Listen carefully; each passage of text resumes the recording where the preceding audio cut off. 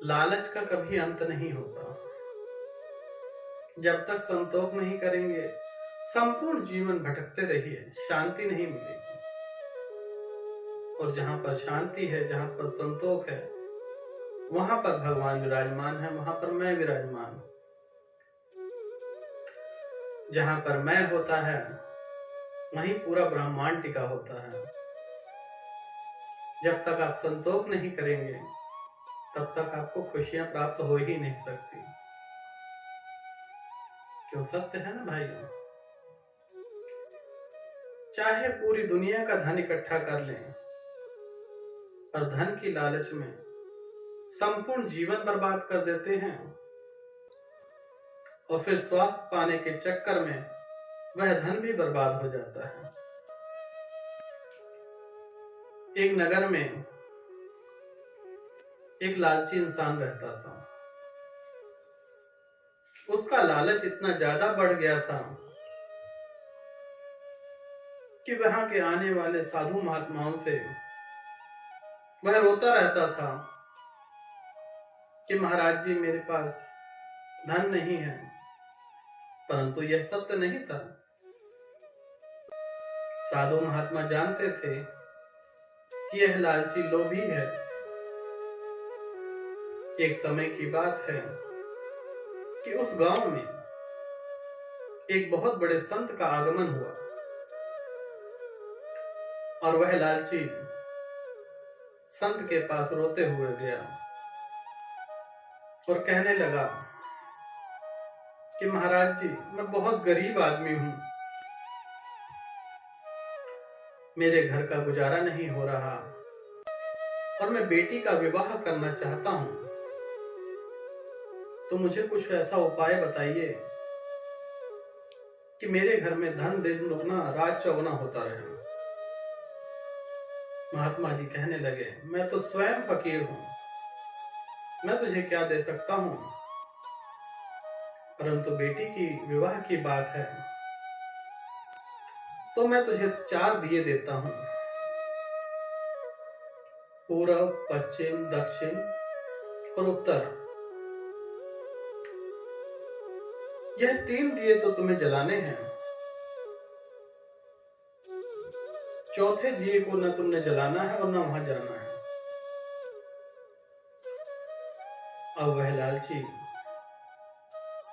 महाराज जी ने बताया था कि दिया जलाना, और जहां दिया बंद हो जाए वहां पर खुदाई करना और ढेर सारा धन प्राप्त कर लेना। वही काम उस लालची ने किया। एक दिया पूर्व दिशा में जलाकर चलने लग गया। धीरे धीरे शाम हो गई और दिया जहां बुझा वहां पर खुदाई की तो ढेर सारा मटका सोने से भरा हुआ अत्यंत धन प्राप्त हुआ। अब लालची तो लालची, उसको इकट्ठा नहीं किया, उसको वहीं पर छोड़कर झाड़ियों में छिपा दिया। फिर पूरब से दक्षिण की तरफ निकल चला। दक्षिण में फिर सोना मिला, चांदी मिला।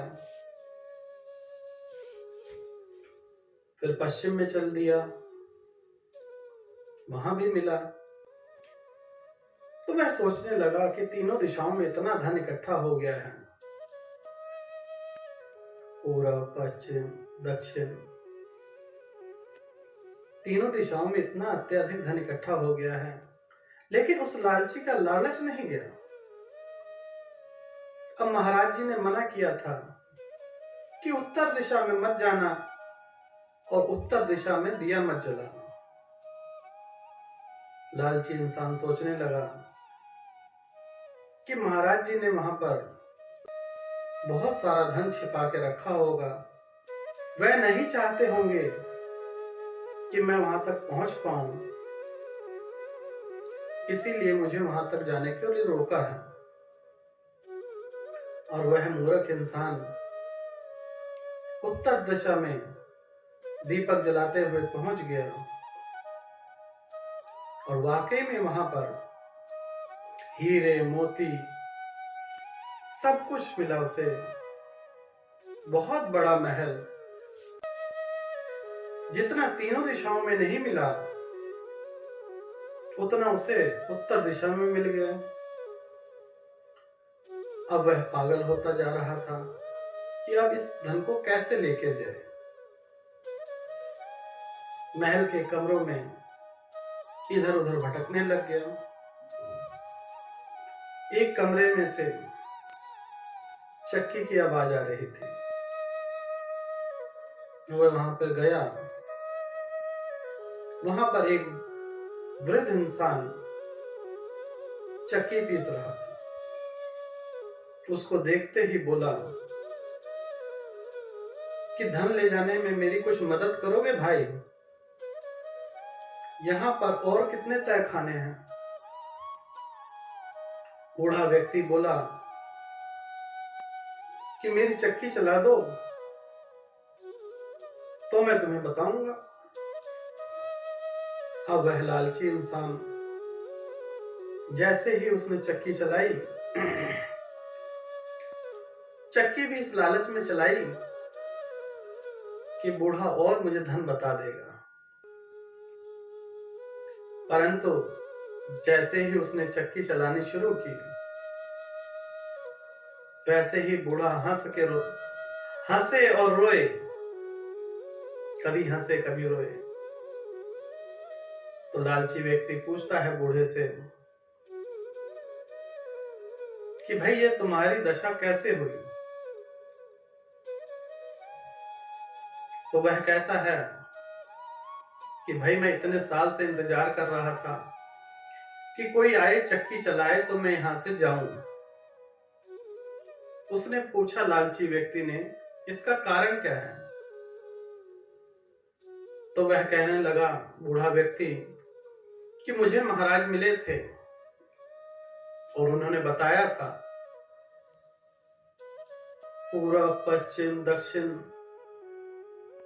तीनों दिशाओं में मैंने धन जो है व्यर्थ कर दिया और मुझे लगा उत्तर दिशा में जाने चाहिए। और उत्तर दिशा में मैं 60-70 साल से यहां पर चक्की पीस रहा हूं। तो लालची व्यक्ति बोलने लगा, चक्की पीसने की क्या आवश्यकता है? चक्की छोड़कर भाग जाते। तो बूढ़ा कहने लगा कि जैसे ही चक्की की आवाज रुकेगी, महल टूटकर चकनाचूर हो जाएगा।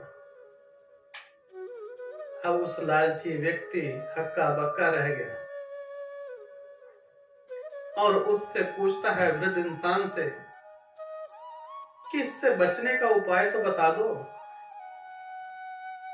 तो बूढ़ा व्यक्ति कहता है कि भाई तुम्हारे मेरे जैसा कोई तीसरा मूर्ख यहां जब तक नहीं आ जाता तब तक तुम्हें चक्की पीसनी पड़ेगी। तो भाइयों, माताओं, बहनों, लालच का अंत नहीं होता। लालच के चक्कर में हम बड़ी मुसीबत में फंस जाते हैं। चाहता तो ये व्यक्ति संपूर्ण जीवन अपना सुख से बिता सकता था, परंतु मनुष्य भी इसी प्रकार से कारण करते हैं।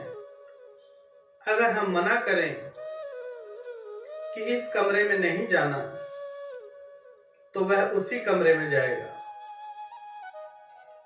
चाहे यहां पर 100 कमरे हैं, परंतु जिस कमरे में मैंने मना किया है, आपका ध्यान उसी कमरे में जाएगा। तो दुख का कारण भी यही है मनुष्य का। जो इंसान के पास है उसमें खुश नहीं है, उससे अत्यधिक चाहिए। यही तो कारण है जो मनुष्य को अंधकार की तरफ ले जाते हैं और यही दुख का कारण है।